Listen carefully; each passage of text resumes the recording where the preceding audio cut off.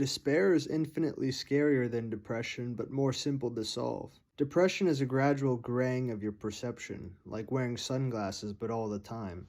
You struggle to find the lightness in life. You still might have the occasional burst of joy, a good laugh, a good fuck, that sort of thing.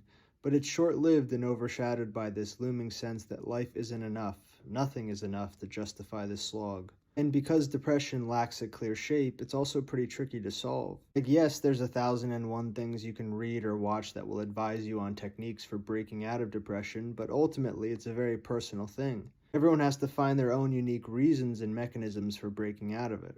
Despair, on the other hand, despair is a 5,000-pound punch to the stomach of your soul. Despair is getting fired, fucked over, and finding out that you have cancer all in the same day. It is the momentary collapse of all hope. It feels infinite and incurable, like everything you could normally look to for comfort is not only gone but irreplaceable. And yet that's the mercy of it. Nothing that burns that hot can last.